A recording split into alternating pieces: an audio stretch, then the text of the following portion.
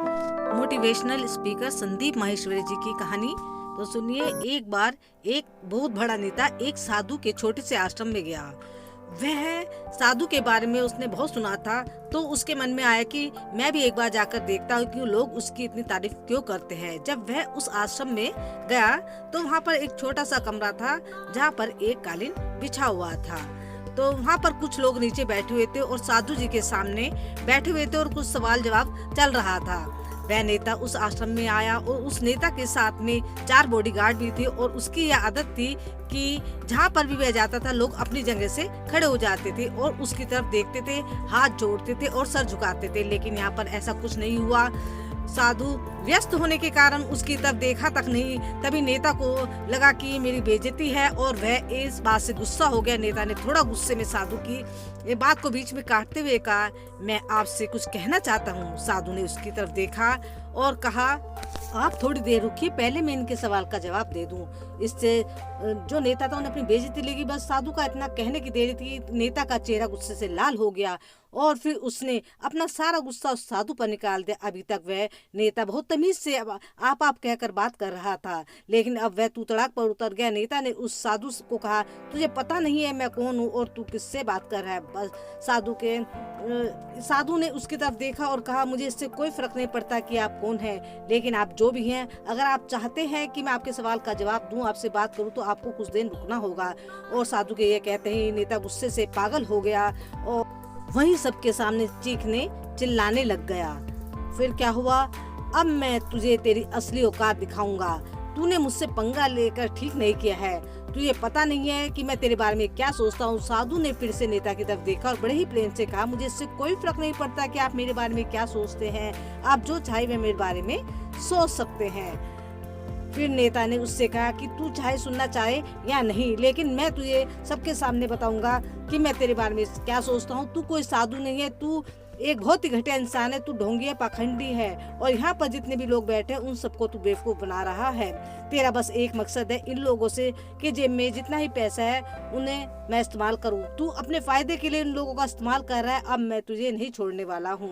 पूरी दुनिया के सामने मैं तेरा पर्दाफाश करके रहूंगा। तो फिर इतना कहने पर साधु ने कहा, लेकिन उसके इतना बोलने के बाद भी हल्की सी मुस्कान के साथ साधु ने उससे कहा कि यह देखकर वह और तिलमिला गया। उसने कहा, अब बहुत हो गया, अब मैं यहाँ 1 मिनट में ही नहीं रुकने वाला, लेकिन अभी भी तेरे पास मौका है। अगर तुझे मुझसे माफी मांगनी है तो मांग सकता है, जो भी कुछ कहना है कह सकता है। इतना सब होने के बाद भी साधु के चेहरे पर एक मुस्कान थी और वह बिल्कुल शांत था। फिर उन्होंने अपनी आंखें बंद करी और फिर साधु ने अपनी आंखें खोली, हाथ जोड़े और कहा, मुझे आपसे कोई भी गिला शिकवा नहीं है। इसके बाद आपके लिए मेरे मन में कोई भी गलत ख्याल नहीं है। जो भी मेरे बारे में आपने कहा वह आपकी अपनी सोच थी। तो आप में मुझे कोई बुराई नजर नहीं आती है और मुझे आप बहुत ही भले इंसान लग रहे हैं। और साधु के इतना कहते ही नेताजी का दिमाग 7वें आसमान पर पहुंच गया।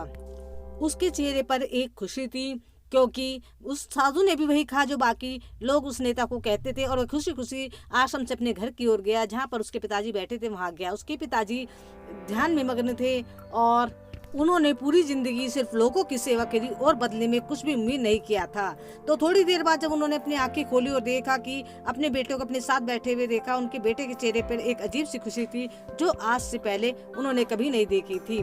तो उन्होंने अपने बेटे से पूछा, फिर उसने एक एक करके सब कुछ बताया, आज क्या हुआ, किस तरह से आश्रम गया और वहाँ पर क्या हुआ और क्या क्या कहा और साधु जी ने क्या क्या कहा, और सारी बातें अपने पिताजी से उसने बताई।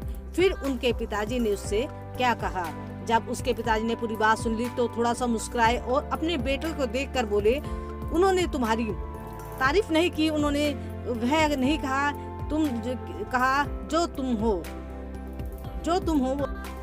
उन्होंने वह कहा जो वह खुद है।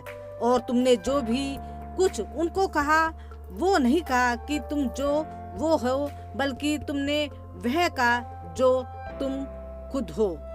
यही बात वेदों में भी कही गई है, यथा दृष्टि तथा सृष्टि। यह दुनिया तुम्हें वैसे नहीं दिखती जैसी यह दुनिया है। यह दुनिया वैसे दिखती है, तुम जैसे हो, तुम खुद हो, जिसकी नज़र जैसे उसके लिए यह दुनिया वैसी ही तो है। अगर तुम अपनी दुनिया को बदलना चाहते हो तो उसका सिर्फ एक तरीका है, अपनी नज़र को बदल